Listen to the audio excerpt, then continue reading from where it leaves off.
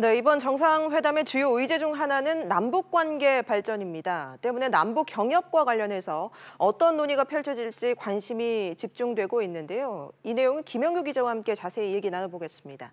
김 기자, 네. 우리 경제인들이 북한의 리용남 내각부 총리를 만났는데 어떤 인물인가요? 네, 리 부총리는 경제사령탑이라고 불리는 사람인데요. 당초 이제 북한의 경제사령탑은 장성택이었죠. 리 부총리는 장성택 이후에 북한 경제를 책임지고 있는 인물입니다.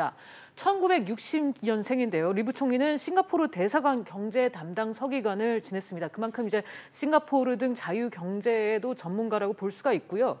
2001년 무역성 부상을 거쳐서 2008년 48세의 나이에 무역상으로 임명돼서 북한에서 최연소로 장관급에 오른 인물입니다. 네. 이 김정일과 김정은 시대에 걸쳐서 무역상에 유임이 된 만큼 북한 지도부의 신뢰가 두터운 인물이고요. 특히 이제 2014년에는 대외경제상에 임명이 돼서 외자 유치와 대외경제 협력을 도맡아 오기도 했습니다. 네, 그런 인물이 나서서 우리 이제 기업 총수들을 만난 것이라면 의미가 남달라 보이는데요. 그렇습니다. 북한 내에서 경제 투자 분야에서 이제 권위를 행사할 수 있는 리 부총리가 우리나라 기업인들을 이제 직접 만나겠다고 나온 거, 그만큼 이제 내실이 있는 대화를 나눠보겠다, 이런 의지를 내비친 걸로 보여지고요. 앞서 이제 일부 언론에서 북한 측에서 우리나라의 경제인 중에서 실질적인 결정권이 있는 재벌 오너가들의 방북을 요구했다, 뭐 이런 보도가 나오기도 했었는데 네. 사실 여부는 뭐 확인은 안 되고 있습니다. 하지만 이제 북한 내에서의 실세, 그리고 우리나라 대기업 총수들과의 만남은 어떻게 보면은 이제 남북 양측 이제 경제계에서 권한과 책임이 가장 높은 사람들의 만남이라고 봐도 무방할 듯합니다. 이 또 하나 주목되는 것은 오늘 만남 이후에 우리 경제인들의 동선인데요. 이 재계 인사들의 면담 이후 일정 아직 구체적으로 나오지는 않았습니다.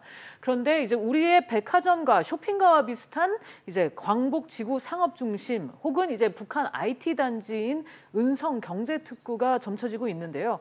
어디를 가느냐 의미가 상당히 있습니다. 상업지구를 간다면 우리 재계 인사들에게 소비 시장으로서의 북한의 매력을 이제 어필하려고 하는 것일 테고요.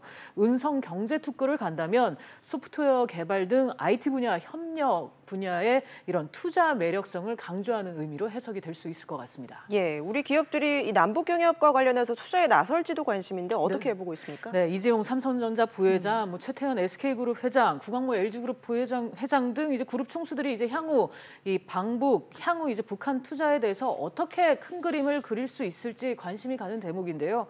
당장 이제 어떤 구체적인 계획을 내놓기는 쉽지 않아 보입니다. 우선 이제 유엔과 미국의 대북 제재가 풀리지 않은 상황이라서 부담스러운 부분이 있고요. 하지만 이 부분만 풀린다면 사회 간접 자본, SOC는 물론이고 우리 대기업의 대규모 투자가 동시에 진행될 가능성도 있어 보입니다. 알겠습니다. 김 기자 얘기 잘 들었습니다.